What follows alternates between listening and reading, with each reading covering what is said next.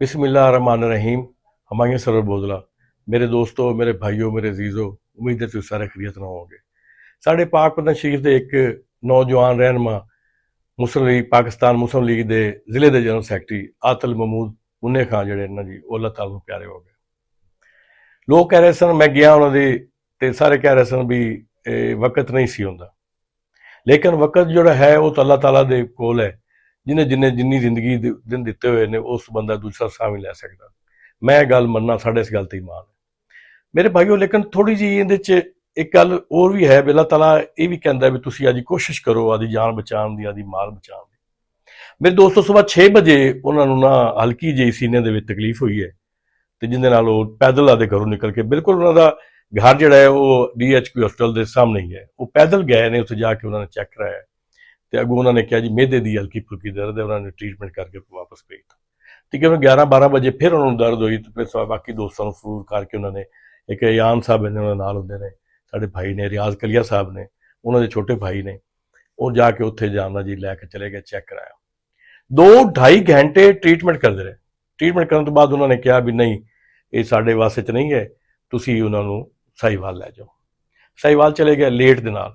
जदों पहुंचे ने वो मेन ब्रिज ते साहिवाल दी जिहड़ा फट क्रॉस करने आपां पुरानी पुल साहिवाल दी कहंदे ने उत्थे, ते उत्थे तकरीबन उहदे जिहड़े साह ने उखड़ गए। लेकिन जिहड़ा बंदा सी उत्थे गड्डी चलाने वाला, एंबूलेंस चलाने वाला, वो 3 ਤੋਂ 4 मिनटां दे विच हस्पताल पहुंचा। उत्थे उन्होंने डॉक्टर ने चैक किया, इलैक्ट्रिक शॉक लगाया, जिंदे नाल उहदी तबीयत बहाल हो गई। फिर ट्रीटमेंट की, ट्रीटमेंट करने तो बाद वो उन्हां दी ना हो सकी तो अल्लाह नूं प्यारे हो गए। उनका सानूं सारिआं नूं अफसोस है। पाकिस्तान मुस्लिम लीग नूं अफसोस तो होना ही होना है, लेकिन पाकिस्तान पीपल्स पार्टी, अंजमन ताजरान, शहर नौजवान बड़े हर दिल अजीज शख्सियत सन। पाकपतन की सिटी मैरिज लॉन चो कर रहे सन, किसी को अगर पैसे कोई घट भी होंदे सन तो उन्होंने मदद करते सन, उन्होंने फंक्शन नहीं रोकते।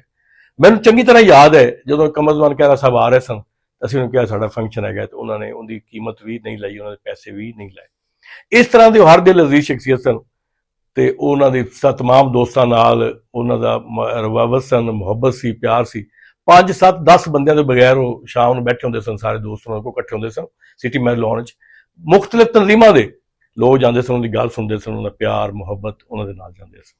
लेकिन मैं गल करना, मेरा मकसद सिर्फ ये है कि मेरा सवाल है DHQ दे इन्हां डॉक्टरां नाल, मुकामी इंतजामिया नाल, कि 2 ਤੋਂ 3 घंटे तुसीं उहनूं इत्थे रखिया, तुसीं ट्रीटमेंट कीती, तुसीं उहदा इलाज नहीं किया दिल का। तुसीं मेदे की गल करते रहे, मेदे के कैप्सूल देंदे रहे, मेदे के तुसीं राइजक दे तुसीं उन्होंने इंजैक्शन लगाते रहे, तशखीस ही नहीं की तुसीं भी दिल का हार्ट, उन्होंने पसीने आ रहे सन, बार बार कह रही मैं तकलीफ विच हाँ, मेरी जी तबीयत घबरा रही है, लेकिन किसी बंदे ने तवज्जो नहीं दी। अखीर जो वेख्या भी ये गल नहीं बनती तो उन्होंने जो पुराना रवैया है इत्थों का भी इत्थे मरीज नहीं बचना, तुसीं साहिवाल लै जाओ, तो साहिवाल भेज दिता।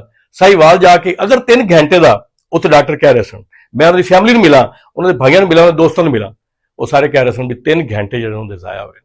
तो क्या इस वास्ते है भी साड़ी जिंदगी दिन है ने असी अगर बचना चाहते हैं तो तुम सानू बचने भी दे रहे हो? किस वास्ते कोई अस्पताल खोला है?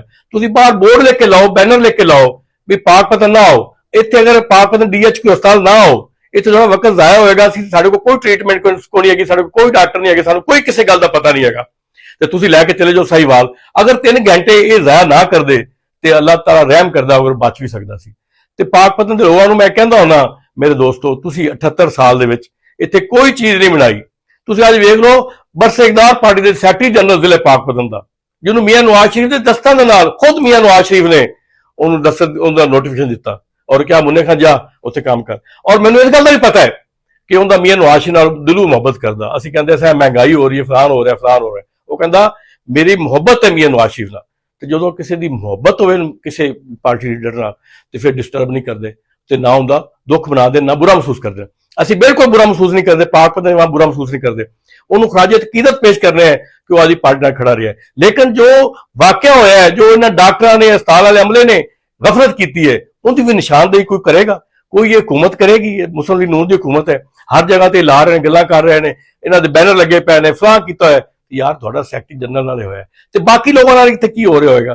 तुसीं वक्त ज़ाया ना करो। सानू पता है तुसीं साडे मोहसन नहीं जे, तुसीं साडे मसीहा नहीं जे, लेकिन सानू सीधे राह ते ला दिओ, ਕਿ ਭਾਈ ਇੱਥੇ ਨਾ ਫਸਟ ਏਡ ਵਾਸਤੇ ਹਰ ਬੰਦੇ ਜੋ ਕੋਈ ਮਸਲਾ ਬਣਦਾ ਉਹ ਪਹਿਲੇ ਪਾਕ ਪਤਨ ਆਉਂਦੇ ਫਸਟ ਏਡ ਕਰਾ ਲਓ ਫਿਰ ਮੈਂ ਕਹਾਂ ਜਾਵਾਂ।